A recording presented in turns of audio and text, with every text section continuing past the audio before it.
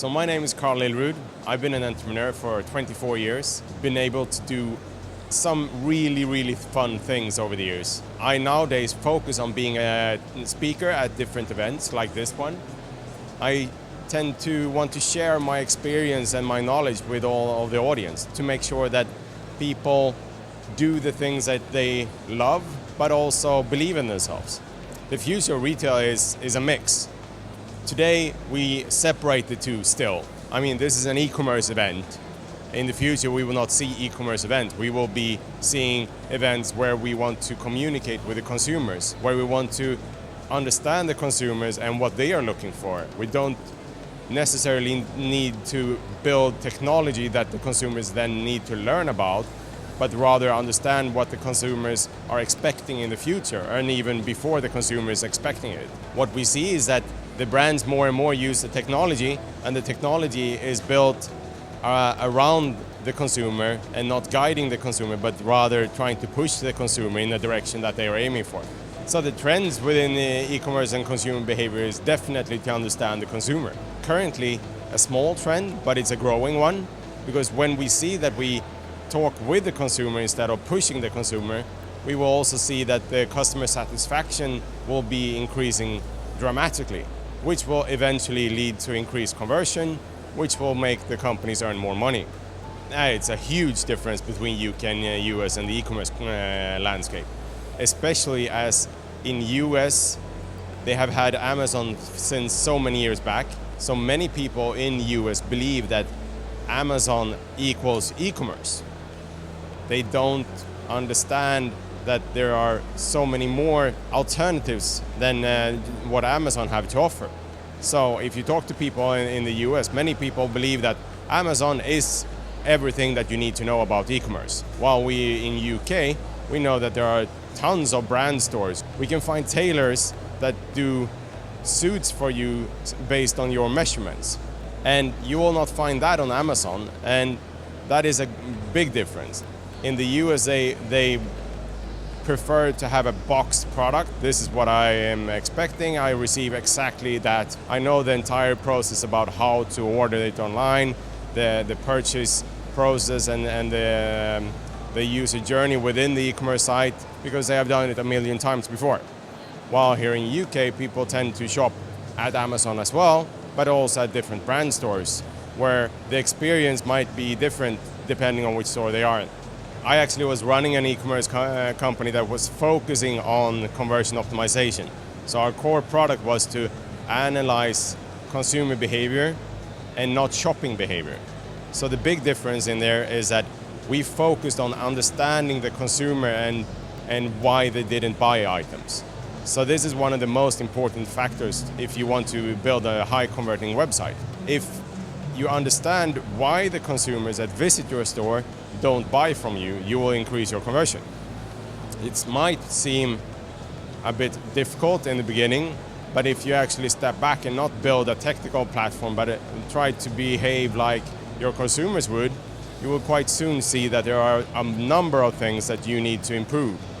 Especially, one of the most important things is to just count the different steps for the checkout process. If the checkout process have 10 steps, you're failing immensely, because statistically you're losing about 10% of your potential customers per click. So if you have 10 steps, that is 100%. But there will always be some consumers that already decided to buy this product, so you will not lose them. If you could lower the amount of pages for your checkout to 3, you will be in a very good position. Or if you do as Amazon, who actually patented the one-click shopping solution back in 1999, a patent that now have expired, you can actually build a website that have a one-click conversion model. So with one click, I buy this item. But that requires that it's a returning customer, that you already know the shipping details and their preferred payment solution. So the top 3 mistakes, I think we already discussed some of them, but the most important thing is that they don't care about the people behind it. They only care about conversion. So they try to overstimulate the people or the visitors by either sending them too many email information messages like newsletters, or they have a pop-up in the website that is not of interest to the consumer, which is quite common for the smaller e-commerce site, that they have exit interventions and things like that. But one of the more important things is that they try to build on the Instagram effect, where you try to build an aha moment all through the e-commerce journey, building something that is of interest while the consumer is actually interested in something else. But for example, pushing that now we have a sale as the first impression when you visit the e-commerce site is not a good impression. Because the consumer, if they're looking for a sale, they would look for the item plus sale when they Google, or discount. And if they look for just the item name, you should present that item as the first thing they see, not that you have a sale on other items, because then they go into bargain hunting mode and you probably lost the customer paying the normal prices, and now they're looking for something else. And they potentially will not find that other thing because they were not tuned into finding that other thing when they choose to visit your site. Big data, machine learning, IoT, and all those things are very, very interesting. I think the next thing is that we're going to see them merging. So it's not going to be separated technologies. It's going to be the same concept, but it's just wrapped together. And we're going to see that instead of building graphical user interfaces, we'll build more and more natural user interfaces. Like Apple with the iPhone were very early at producing a product with no manual. I mean, that's the goal, that the consumers have what they need right there and then, and at the time that they're expecting it, they are given more information.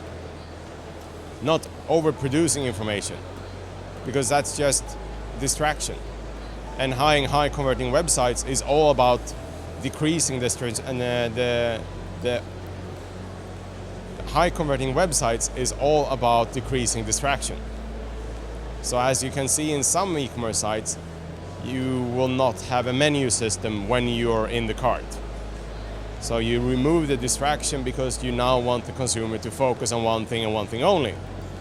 You will see that in more and more situations, that the companies actually learn to focus on your goal.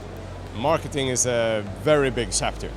I believe that marketing nowadays are very, very much about pushing people in the direction that the marketeers would like. But what we see with influencer in how the marketing department is starting to use more and more influencers is that they use what we have seen in TV programs for many, many years, product placement. Now the people that follow the influencers are starting to understand that, okay, so this is not really a product that this influencer that I really looked up to is supporting. They are paid quite much money to show this product. And that is something that we will see more and more, that the companies try to blend products into natural life. I believe that with big data, AI integration, we can actually know when a consumer is expecting a specific product. So like, for example, if I have an IoT integration in my home and my washing machine is about to break, because all the sensors in the washing machine is informing my backend system that, okay, I have circulated 1 million times and I have been vibrating X amount of hours, which means that I know that these wires will be worn out. Those things can give the consumers or the users the information that will tell them that, okay, I need to buy a new machine, and these are the machines available on the market that is equal to the one that I have. But as I change my life and my habits, I actually need something else. So by adding all these data points, we can actually give, instead of marketing, a tailored purchase advice. So that is the future, to give tailored purchase advice instead of marketing. Marketing will die if it doesn't understand how to interact with the users. You can't push people endlessly in one direction. Eventually they will say no. As we have more and more people understanding the marketing methods, we will see that they start to build different solutions to block their marketing approach. Like Of course, I'm using an ad blocker in my browser because it makes all the websites load faster. I want speed. I don't want to be pushed in a direction. And if they are smart, they will find a way to inspire me rather than pushing me.